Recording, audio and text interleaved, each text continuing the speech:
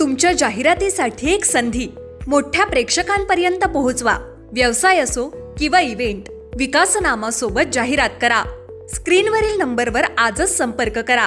विकासनामा, तुमचा आवाज, तुमची जाहिरात. तसंच विकासनामाला सबस्क्राईब करा आणि अपडेटेड रहा.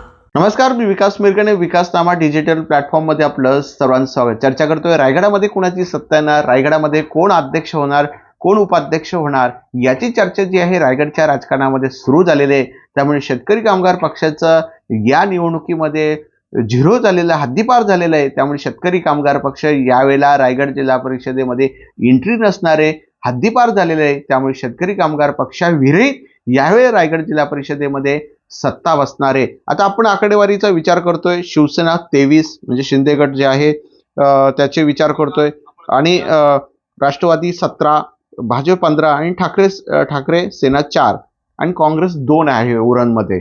तर याच्या अनुषंगाने विचार जर केला तर भाजप आणि राष्ट्रवादी युती जी आहे ते दक्षिणामध्ये जे आहे महाड वगैरे अलिबाग या ठिकाणी करण्यात आली होती. त्यामुळे शेतकरी कामगार पक्षाच्या बाजूला सोडत आता राष्ट्रवादी, भाजपा आणि मित्र पक्ष ठाकरे सेना 4, काँग्रेस 2 अशा अनुषंगाने जे आहे ती युती होण्याची शक्यता वर्तवली जाते. त्यामुळे भाजपचा ह्या जिल्हा परिषदेमध्ये अध्यक्ष बसणारे जो आहे उपाध्यक्ष तो राष्ट्रवादी काँग्रेसचा बसू शकतो आणि 2.5 वर्षानंतर मग फॉर्म्युला 4. परंतु मात्र पहिला जो आहे तो अध्यक्षपद भाजपला मिळणार आहे हे जवळपास निश्चित झालेलं दिसून येत आहे. त्यामुळे एकूणच काय, अनेक वर्ष भाजपला स्थान नव्हतं रायगडच्या राजकारणामध्ये, ग्रामीण भागामध्ये.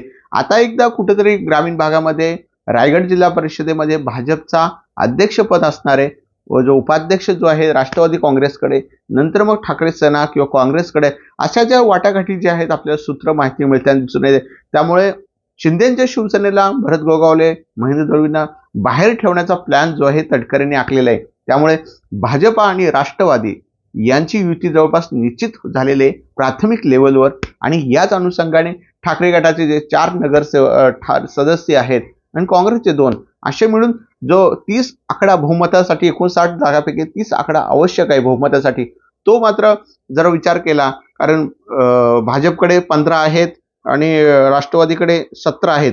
त्यामुळे 15 17 साधारण 30 आणि 2 32, त्यामुळे बहुमतापासून हे 2 पक्ष येत आहेत आणि बाकी मित्र पक्ष. त्यामुळे पहिल्यांदाच भाजपाची सत्ता जी आहे रायगड जिल्हा परिषदेमध्ये येणार आहे. आणि या दृष्टीने ग्रामीण भागामध्ये पुन्हा एकदा भाजपचे 3 आमदार आहेत. आता मात्र रायगडामध्ये पुन्हा एकदा ग्रामीण भागामध्ये शेतकरी कामगार पक्षाला अस्तित्वाची जी वेळ आलेली आहे ती निघून गेलेली आहे. आता भाजपा आणि राष्ट्रवादी पुन्हा एकदा जिल्हा परिषद बसायला तयार आहे आणि अखेर भाजपला हे अध्यक्षपद मिळणार आहे. सध्या तरी जवळपास निश्चित झालेलं आहे. धन्यवाद. तुमच्या जाहिरातीसाठी एक संधी मोठ्या प्रेक्षकांपर्यंत पोहोचवा. व्यवसाय असो किंवा इव्हेंट, विकासनामा सोबत जाहिरात करा. स्क्रीनवरील नंबरवर आजच संपर्क करा.